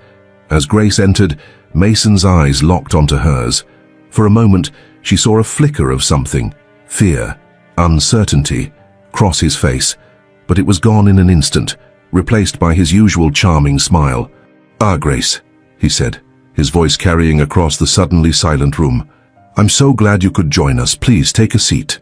Grace remained standing, her gaze sweeping the room. "Actually, Mason, I think I'll stay right here. I have some things to say, and I want to make sure everyone can hear me clearly." A murmur ran through the assembled shareholders. Mason's smile tightened almost imperceptibly. "Grace, dear, this really isn't the time or place for personal matters. We have important business to discuss." "Oh, I couldn't agree more," Grace interrupted, her voice steady and clear. "We have very important business to discuss indeed, starting with the systematic fraud and embezzlement that has been occurring at the highest levels of this company." The room erupted in shocked gasps and confused murmurs. Mason half rose from his chair, his face darkening with anger. "Grace, I don't know what you think you're doing, but I suggest you stop right now before you embarrass yourself further." Grace stood her ground, unflinching. "I'm not the one who should be embarrassed, Mason. Not when I have proof of your illegal activities right here." She nodded to Lucien, who began distributing folders to the board members and key shareholders. As the room buzzed with the sound of rustling papers and shocked exclamations, Grace continued. In those folders, you'll find documented evidence of funds being siphoned from Vance Enterprises into a series of shell companies. You'll see records of bribes paid to foreign officials, of money laundering operations, and of a massive Ponzi scheme that has put this entire company at risk. Mason's face had gone pale, his eyes darting around the room as he watched his carefully constructed world begin to crumble. "This is ridiculous," he sputtered. "These documents are clearly fabricated." Grace is obviously still unwell, confused by her condition and the stress of recent events. "I can assure you, Mr. Vance, that Mrs. Whitmore is perfectly sound of mind," a new voice cut in. Detective Simmons stepped forward from where he had been waiting near the door. "And these documents have all been verified by forensic accountants. They're very real, and they paint a very damning picture." As the detective spoke, several uniformed officers entered the room. The tension in the air was palpable, like electricity before a storm. Mason's composure finally cracked. He leapt to his feet, pointing an accusing finger at Grace. "You," he snarled, "you treacherous bitch! Do you have any idea what you've done?" Grace met his gaze steadily, unflinching in the face of his rage. "I've done exactly what I should have done a long time ago, Mason. I've stood up to you. I've exposed your lies and your crimes. And now, you're going to face the consequences." As if on cue, one of the officers stepped forward, pulling out a pair of handcuffs. "Mason Vance, you're under arrest for fraud, embezzlement, money laundering, and conspiracy. You have the right to remain silent." The room exploded into chaos. Shareholders leapt to their feet, shouting questions and demands. Board members huddled together, their faces pale with shock and fear. And in the midst of it all, Marcella Langley saw her chance. With the attention of the room focused on Mason's arrest, Marcella slipped from her chair and made a dash for the door, but Grace had been watching for this very move. "Stop her!" Grace shouted, pointing at Marcella's retreating figure. Lucian, positioned near the exit, moved to intercept. But Marcella was quick, her desperation lending her speed. She shoved past him, her high heels clicking frantically as she ran down the hallway towards the elevators. Grace didn't hesitate. She kicked off her own heels and gave chase, her stockinged feet silent on the polished floor. Behind her she could hear Lucian and Detective Simmons following, but she was faster, driven by a burning determination to see justice done. Marcella reached the elevators, jabbing frantically at the call button. But the cars were all on the ground floor, responding to the flood of people trying to leave the building after news of the arrests began to spread. Realizing she was trapped, Marcella spun around, her back pressed against the elevator doors, her eyes wild with fear and fury. "Stay back!" she screamed as Grace approached. "I'm warning you!" Grace slowed her approach, her hands held out in a placating gesture. "It's over, Marcella," she said, her voice firm but not unkind. "There's nowhere left to run. Do the right thing and turn yourself in." For a moment, it seemed as though Marcella might comply. Her shoulders sagged, the fight draining out of her. But then, with a sudden burst of energy, she lunged at Grace, her manicured nails raking across Grace's face. Grace stumbled back, more from surprise than pain. But before Marcella could press her advantage, Lucian was there, grabbing her arms and pinning them behind her back. "That's enough," he said, his voice hard as steel. "Marcella Langley, you're under arrest as an accomplice to Mason Vance's crimes." As Detective Simmons took custody of Marcella, reading her rights, Grace leaned against the wall, her heart pounding. It was done. After months of fear, uncertainty, and pain, it was finally over. Lucian was at her side in an instant, his hands gentle as he examined the scratches on her face. "Are you all right?" he asked, his eyes filled with concern. Grace nodded, managing a small smile. "I'm fine," she said. "It's just, it doesn't feel real yet." After everything we've been through, to have it end like this. Lucian pulled her into a tight embrace, and Grace allowed herself a moment of vulnerability, burying her face in his chest as the emotions of the past months washed over her. "It's real," Lucian murmured into her hair. "You did it, Grace. You brought them down." As they stood there, the sounds of chaos from the boardroom slowly fading, Grace felt a weight lift from her shoulders. For the first time in what felt like years, she could breathe freely. But even as she savored this moment of victory, Grace knew that the battle was far from over. The arrests were just the beginning. There would be trials, media scrutiny, the daunting task of rebuilding Vance Enterprises' reputation and her own life. Yet as she looked up at Lucian, seeing the pride and admiration shining in his eyes, Grace felt ready to face whatever challenges lay ahead. She had reclaimed her strength, her voice, her power, and she would never let anyone take that away from her again. The legal proceedings against Mason Vance and his co-conspirators became the talk of Aurora, dominating headlines and water-cooler conversations for months. The courthouse steps were a daily circus of reporters, curious onlookers and protesters demanding justice. Inside the courtroom, the atmosphere was tense and charged. Grace found herself at the center of it all, a key witness for the prosecution. As she took the stand for the first time, she felt the weight of all eyes upon her. Mason sat at the defense table, his once immaculate appearance now haggard, his eyes burning with a mixture of hatred and desperation as he stared at her. "Mrs. Whitmore," the prosecutor began, her voice gentle but firm, "can you please tell the court about when you first became suspicious of your husband's activities?" Grace took a deep breath, her gaze sweeping the courtroom before settling on Lucian's supportive face in the gallery. Drawing strength from his presence, she began to speak.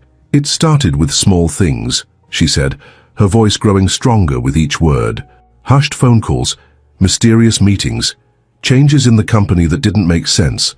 But it wasn't until after my diagnosis with myasthenia gravis that I began to see the full picture."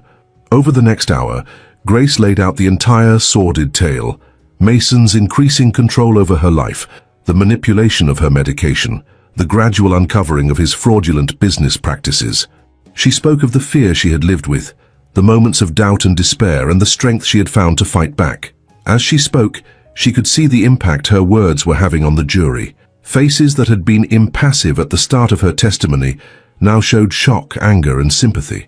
When it came time for cross-examination, Mason's defense attorney tried to paint Grace as an unreliable witness, suggesting that her illness had affected her perception of events. But Grace remained calm and steadfast, her responses clear and unwavering. "Yes, my illness affected my life," she said in response to one particularly pointed question, "but it didn't affect my ability to recognize betrayal and criminal behavior. If anything, it made me more aware of the manipulation I was subjected to." As she stepped down from the witness stand, Grace felt a mixture of exhaustion and exhilaration. She had faced her fears, looked Mason in the eye, and told her truth. Whatever the outcome of the trial, she knew she had reclaimed her voice. The trial stretched on for weeks with a parade of witnesses taking the stand. Former employees of Vance Enterprises testified about the pressure to falsify records and participate in illegal schemes. Financial experts broke down the complex web of fraud and money laundering. Even Marcella Langley, in a bid for leniency, turned state's evidence, providing damning testimony about her role in Mason's crimes. Throughout it all, Grace attended every day of the trial, a silent but powerful presence in the courtroom. She watched as Mason's carefully constructed facade crumbled, revealing the true nature of the man she had once loved. The emotional toll of the trial was immense. There were days when Grace felt as though she couldn't bear to hear one more sordid detail, one more revelation of betrayal. But she persevered, drawing strength from the support of Lucian, Astrid, and the unexpected allies she had found along the way. One particularly difficult day came when Lily, the young intern who had been victimized by Mason and his associates, took the stand. As the girl recounted her experiences, her voice trembling but determined, Grace felt her heart break anew. She caught Lily's eye as she stepped down from the witness stand, trying to convey all the support and encouragement she could in a single look. During a recess, Grace found Lily in the hallway, her arms wrapped tightly around herself, as if trying to hold herself together. "Lily," Grace said softly, approaching the young woman, "I just wanted to tell you how brave you were up there. Your testimony, it's going to make a difference. It already has." Lily looked up, her eyes shining with unshed tears. "Do you really think so, Mrs. Whitmore? Sometimes I feel like it was all for nothing. Like no one will believe me over someone like Mr. Vance." Grace reached out, gently squeezing Lily's shoulder. "I believe you," she said firmly. "The jury believes you, and thanks to your courage, Mason and people like him won't be able to hurt anyone else. You've helped break the cycle, Lily. That's incredibly powerful." As Lily broke down in tears, Grace pulled her into a comforting embrace. In that moment, she felt a fierce protectiveness wash over her. She vowed silently that no matter the outcome of the trial, she would do everything in her power to help Lily and others like her rebuild their lives. The climax of the trial came during Mason's own testimony. Taking the stand in his own defense, he attempted to portray himself as a victim of circumstance, a businessman caught up in events beyond his control. But under the relentless questioning of the prosecutor, his carefully crafted story began to unravel. "Mr. Vance," the prosecutor said, her voice sharp, "can you explain these emails between yourself and Dr. Anton Kovac, discussing the special formulation of medication for your wife?" Mason's face paled visibly. That was simply a misunderstanding. I was concerned about Grace's health, trying to explore all options. Options that included deliberately worsening your wife's condition to gain control of her assets, the prosecutor interrupted. Options that put Mrs. Whitmore's life at risk for your own financial gain. The courtroom erupted in murmurs of shock and disgust. Grace felt Lucian's hand close over hers, offering silent support as they watched Mason flounder on the stand. As Mason's testimony continued to crumble under scrutiny, Grace could see the moment he realized it was all over. The mask of confidence slipped, revealing the desperate, cornered man beneath. In a sudden burst of rage, Mason leapt to his feet, pointing an accusing finger at Grace. "This is all your fault," he shouted, his face contorted with fury. "You ungrateful, interfering bitch. I gave you everything, and this is how you repay me." The judge's gavel came down hard, calling for order, but the damage was done. Mason's outburst had revealed his true nature to the entire courtroom, destroying any remaining sympathy the jury might have had for him. As the bailiffs restrained Mason, forcing him back into his seat, Grace met his gaze steadily. In his eyes, she saw a mixture of hatred and desperation that might once have terrified her. But now she felt only pity for the pathetic figure before her. The jury's deliberations were surprisingly brief. After only 2 days, they returned with their verdict. As the forewoman stood to deliver the decision, Grace felt as though the entire world was holding its breath. On the charge of fraud, we find the defendant Mason Vance guilty. The courtroom erupted in a cacophony of reactions. Gasps, cries of vindication, the frantic scribbling of reporters' pens. But Grace heard none of it. All she could focus on was the continued litany of guilty verdicts as the forewoman read through the long list of charges: fraud, embezzlement, money laundering, conspiracy, attempted murder. With each pronouncement, Grace felt a weight lifting from her shoulders. It was over, justice had been served. As the judge began to discuss sentencing, Grace finally allowed herself to really look at Mason.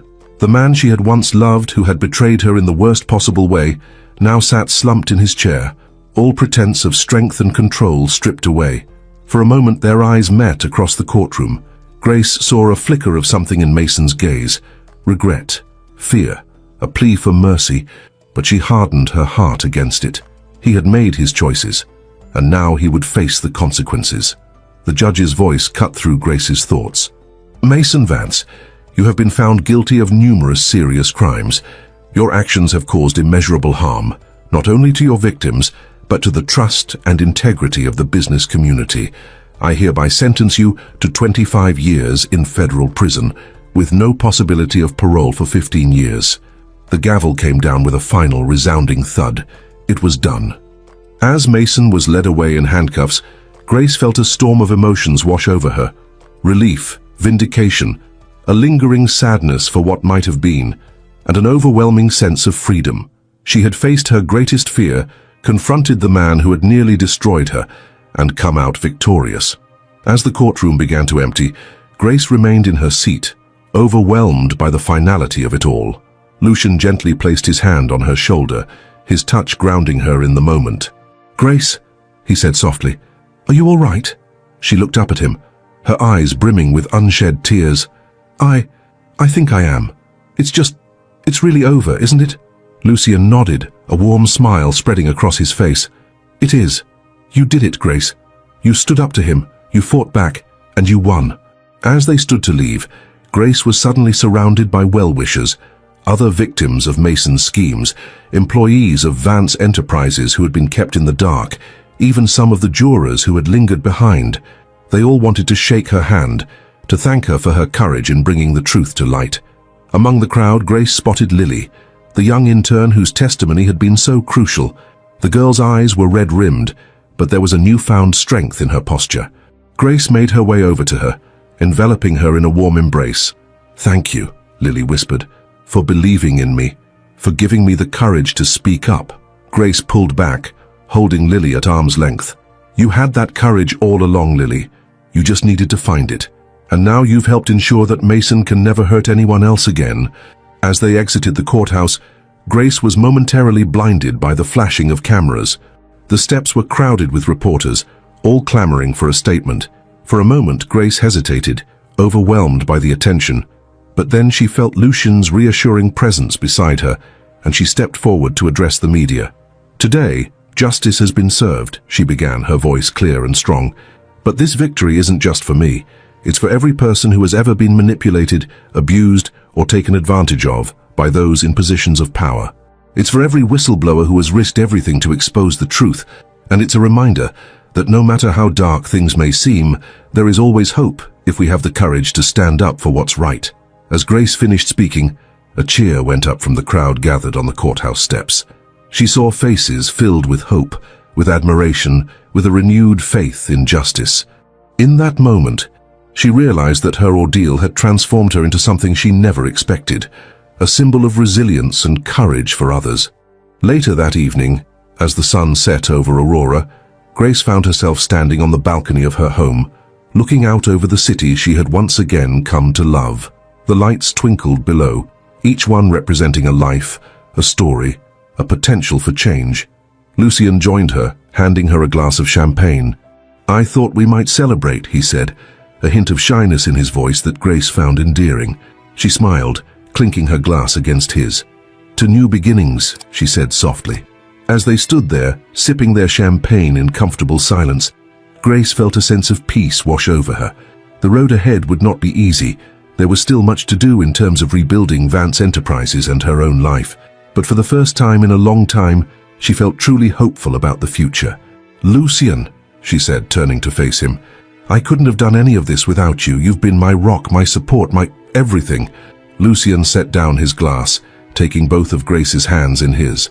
"Grace, you are the strongest, most remarkable woman I've ever known.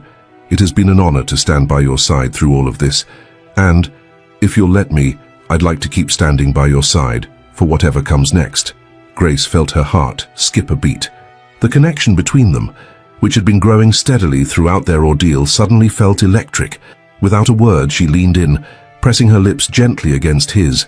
The kiss was soft, tentative at first, but quickly deepened into something more passionate. When they finally pulled apart, both slightly breathless, Grace felt as though she was seeing Lucian, seeing everything, with new eyes. "Whatever comes next," she said, a smile playing at the corners of her lips, "we'll face it together." As they stood there, wrapped in each other's arms with the city spread out before them, Grace knew that this was not an ending, but a beginning. She had survived the darkest chapter of her life, emerging stronger, wiser, and more determined than ever. The future was uncertain, full of challenges and opportunities alike. But Grace Whitmore was ready to face it head-on, with courage, integrity, and an unwavering belief in her own strength. Her journey of betrayal and redemption had transformed her, and now, with Lucian by her side and a renewed sense of purpose, she was prepared to write the next chapter of her story, one of hope, resilience, and the enduring power of the human spirit. The days following Mason's conviction were a whirlwind of activity for Grace. As news of the verdict spread, her phone rang incessantly with calls from reporters, well-wishers, and business associates, all eager to hear her perspective on the trial's outcome. Grace found herself thrust into the spotlight, a role she had never sought but now embraced with a newfound confidence. On a crisp Monday morning, just a week after the trial's conclusion, Grace stood before the entrance of Vance Enterprises, soon to be renamed Whitmore Industries. She paused for a moment, taking in the familiar facade with new eyes. This building, once a symbol of her confinement, now represented opportunity and redemption. As she pushed through the revolving doors, Grace was met with a cacophony of applause. The lobby was filled with employees, all clapping and cheering as she made her way to the elevators. Faces that had once regarded her with pity or suspicion now shone with admiration and respect. Jennifer, her loyal assistant, was waiting for her when the elevator doors opened on the executive floor. "Welcome back, Mrs. Whitmore," she said, her voice thick with emotion. "We've all been looking forward to this day." Grace smiled warmly, touched by the genuine affection in Jennifer's voice. "It's good to be back, Jennifer, and please call me Grace. We've been through too much together for such formalities." As they walked towards the boardroom, Grace could feel the energy in the office, a palpable mix of excitement and nervous anticipation. She knew that the road ahead would not be easy. Rebuilding the company's reputation and restoring employee morale would be a monumental task. But as she pushed open the boardroom doors to face the assembled executives and board members, Grace felt ready for the challenge. "Good morning, everyone," she began, her voice clear and confident. "I know we have a lot of work ahead of us, but I want you all to know that I believe in this company and in each one of you. Together, we're going to turn Whitmore Industries into a model of ethical business practices and innovation." Over the next few hours, Grace laid out her vision for the company's future. She introduced new transparency measures, outlined plans for ethical audits, and proposed a series of initiatives aimed at rebuilding trust with clients and shareholders. As she spoke, she could see the doubt and uncertainty in the room gradually giving way to hope and determination. By the end of the day, Grace felt exhausted, but exhilarated. As she packed up her things to leave, she caught sight of a framed photo on her desk, a picture of her and Mason at a charity gala years ago. For a moment she felt a pang of sadness for the life and love she had lost. But then she remembered all she had gained, her freedom, her strength, and a new sense of purpose. With a decisive motion, Grace removed the photo from its frame and dropped it into the trash. It was time to create new memories, to fill her life and her office with images that reflected who she was now, not who she had been. As the weeks passed, Grace threw herself into the work of rebuilding Whitmore Industries. She hired a team of ethical compliance officers, implemented new checks and balances to prevent fraud, and personally reached out to clients who had been affected by Mason's schemes. One particularly challenging meeting was with Harold Bradshaw, CEO of a major real estate development firm that had lost millions due to Mason's fraudulent investments. Grace sat across from him in a downtown restaurant, acutely aware of the skepticism in his eyes. "Mr. Bradshaw," she began, "I want to start by saying how deeply sorry I am for what happened to your company. What Mason did was inexcusable, and I understand if you have reservations about working with us again." Bradshaw leaned back in his chair, his expression guarded. "It's not just about the money, Mrs. Whitmore, it's about trust. How can I be sure that Whitmore Industries isn't still operating under the same corrupt principles?" Grace nodded, understanding his concern. "You're absolutely right to ask that question. Trust has to be earned, and we're committed to doing just that." She pulled out a folder and slid it across the table. "This is a comprehensive outline of the new ethical guidelines and oversight measures we've put in place. I'd like you to review it. And if you're willing, I'd love to give you a tour of our operations so you can see these changes in action." By the end of the lunch, Bradshaw's demeanor had softened considerably. While he wasn't ready to commit to new business just yet, he agreed to keep the lines of communication open. A small victory, but one that filled Grace with hope. As she worked to rebuild the company, Grace also focused on her own healing process. The years of emotional manipulation and physical strain had taken their toll, and she knew she needed to address both her mental and physical health. She began seeing Dr. Elena Rodriguez, a therapist specializing in trauma and recovery. In their sessions, Grace confronted the complex emotions surrounding her relationship with Mason, the anger, the betrayal, but also the lingering love and grief for the life she had lost. "It's normal to have conflicting feelings," Dr. Rodriguez assured her during one particularly difficult session. "You spent years building a life with Mason. It's okay to mourn that loss, even as you move forward." Grace nodded, wiping away tears. "Sometimes I feel guilty for not seeing through his deception earlier. If I had been stronger, more observant." Dr. Rodriguez leaned forward, her eyes kind but firm. "Grace, you were a victim of sophisticated, long-term emotional and physical abuse. The fact that you found the strength to fight back at all is remarkable. You're not responsible for Mason's actions."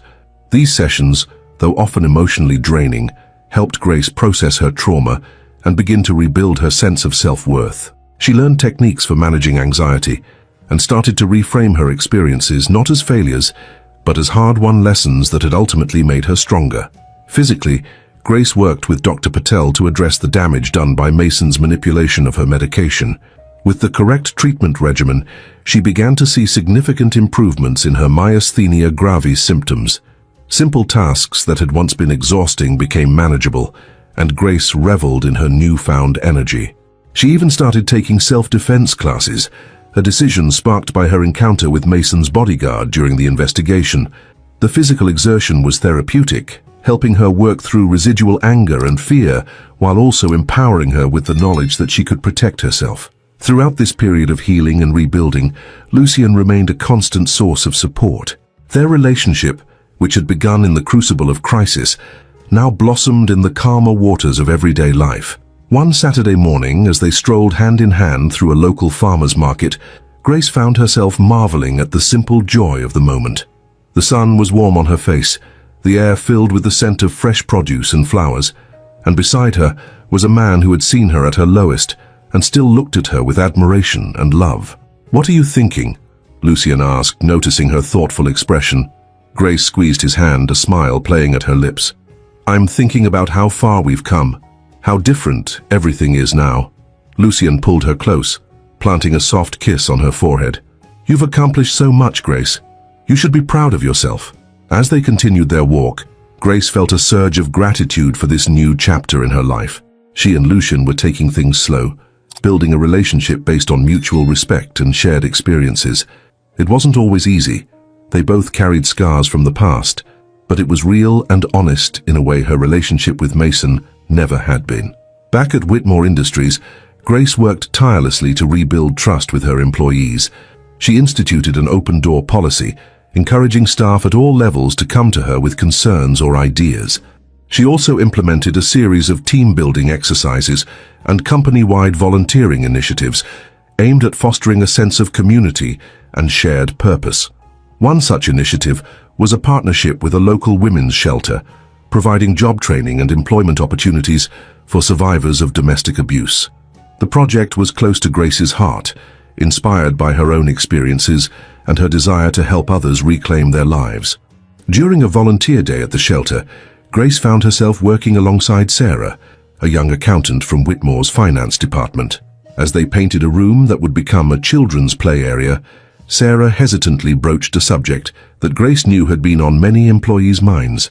"Mrs. Whitmore." "Grace," Sarah began, correcting herself with a small smile. "I hope you don't mind me asking, but how do you do it? How do you trust anyone after what happened?" Grace paused in her painting, considering the question carefully. "It's not easy," she admitted.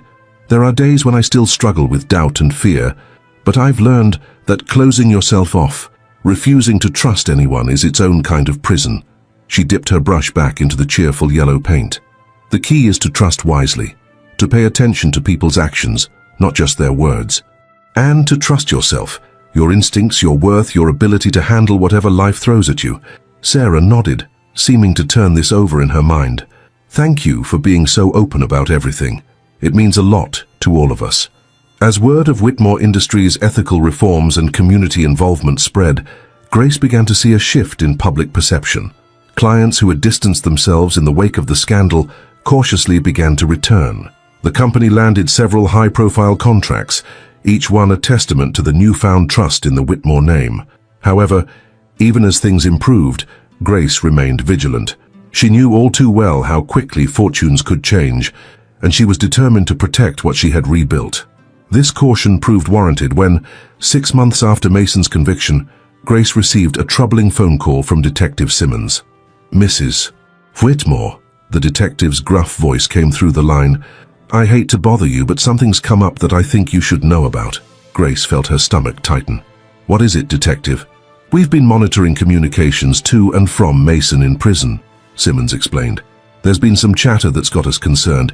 It seems he might be trying to orchestrate some kind of retaliation against you from behind bars." Grace's mind raced with the implications. What kind of retaliation? Is it a credible threat? "We're not sure yet," Simmons admitted. "Could be nothing but hot air, but given Mason's connections and resources, we're taking it seriously. I'd advise you to be extra cautious. Maybe beef up your security for a while." After hanging up, Grace sat at her desk, her hands shaking slightly as the familiar tendrils of fear crept back in. For a moment, she felt like she was right back where she started, scared, vulnerable, at the mercy of Mason's machinations. But then she took a deep breath, straightened her shoulders, and reached for her phone. She had faced Mason's worst, and come out stronger. Whatever he might be planning, she would face it head on. "Lucian," she said when he answered, "I need your help with something. It seems our fight isn't quite over yet." As she began to explain the situation to Lucian, Grace felt a renewed sense of determination. She had rebuilt her life and her company from the ashes of betrayal. She had found strength she never knew she possessed and forged relationships built on genuine trust and respect. Whatever challenges lay ahead, she would face them with courage, integrity, and the unwavering support of those who had stood by her through the darkest of times.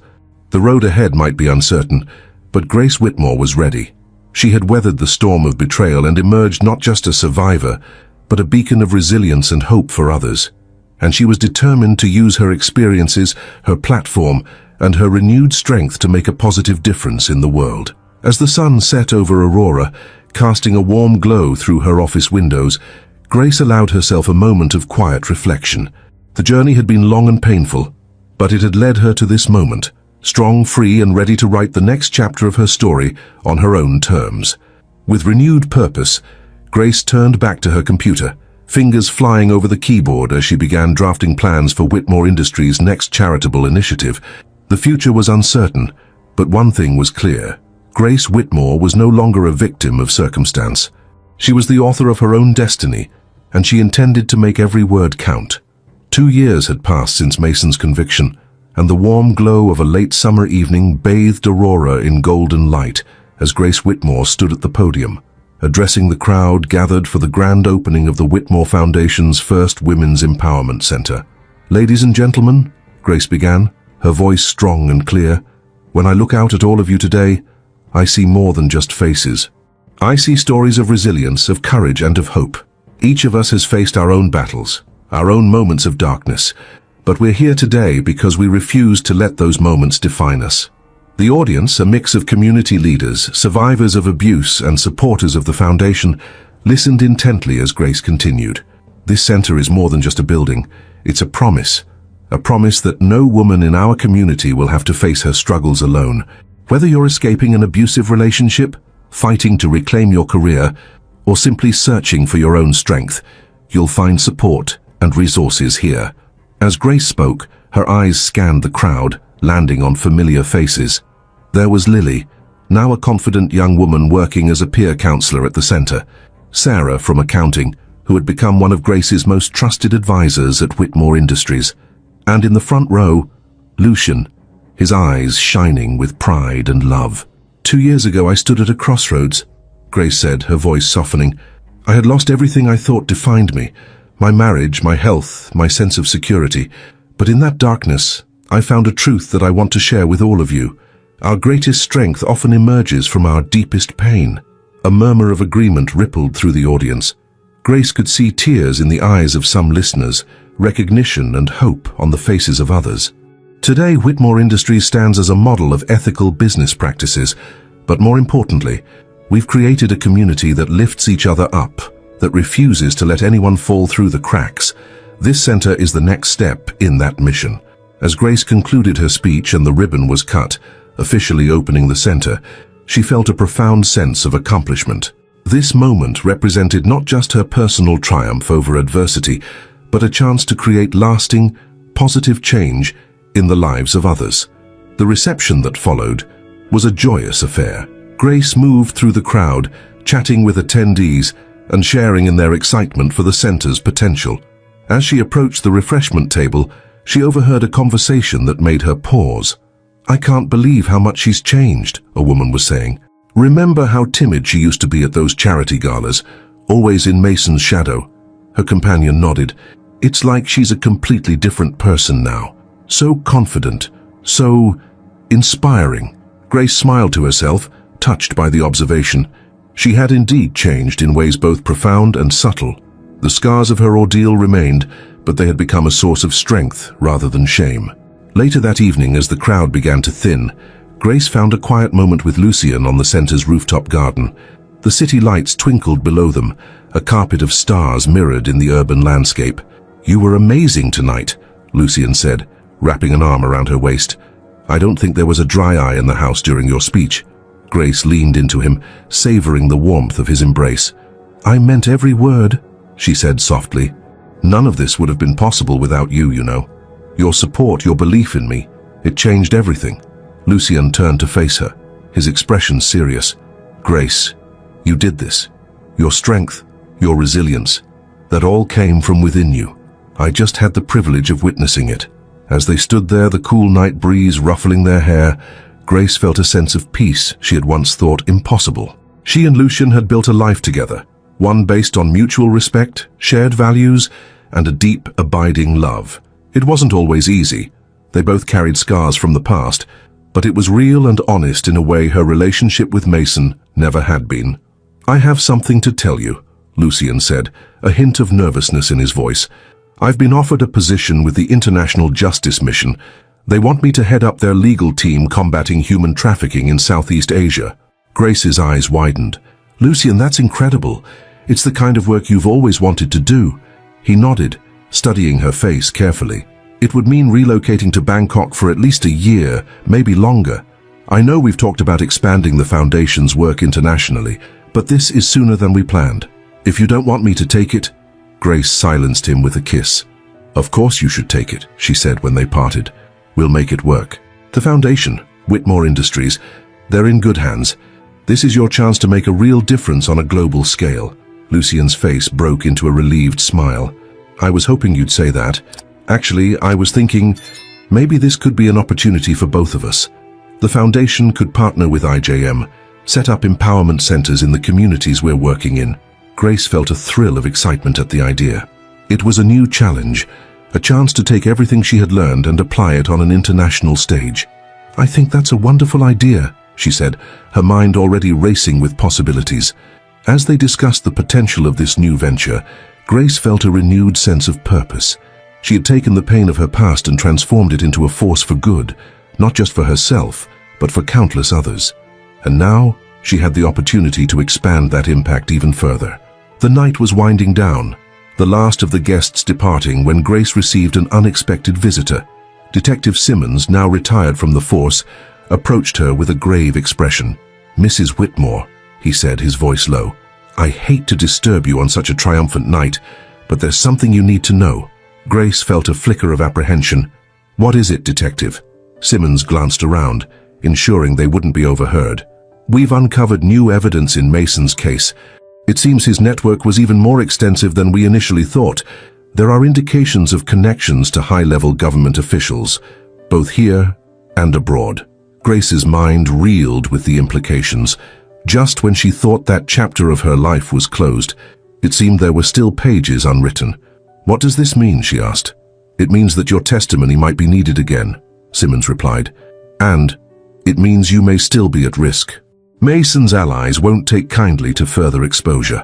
For a moment, Grace felt a familiar fear creeping in, but then she straightened her shoulders, meeting Simmons' concerned gaze with determination. "Thank you for telling me, Detective. Whatever comes next, I'll be ready."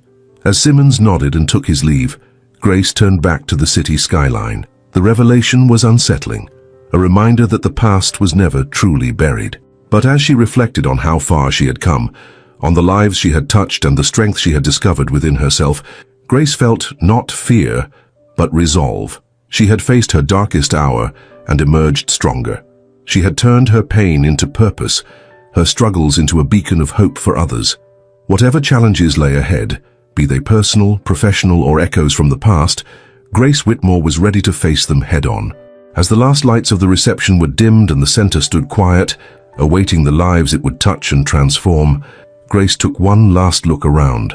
This place, this moment, was a testament to the power of resilience, the strength found in community, and the enduring human capacity for growth and change. Grace Whitmore had begun her journey as a victim, but she would continue it as a survivor, a leader, and a catalyst for change. Her story, once defined by betrayal, was now an anthem of hope, and as she stepped out into the night, ready to embrace whatever the future might hold, Grace knew that the best chapters of her life were still waiting to be written. If this story touched your heart and you want to keep following inspiring and emotional tales, make sure to subscribe to our channel to catch the new stories we share daily. And if you missed our latest story, here's what happened.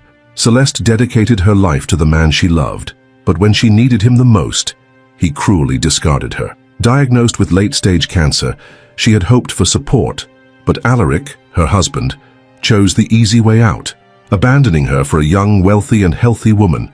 He thought he had made a smart deal, but fate does not forgive betrayal. Years later, Celeste returns, not only healed but richer and more powerful than he ever imagined, and now it was Alaric's turn to feel the weight of his choices. Want to find out what happened next? Then click on the video appearing on your screen now and see it all unfold. I'll see you there.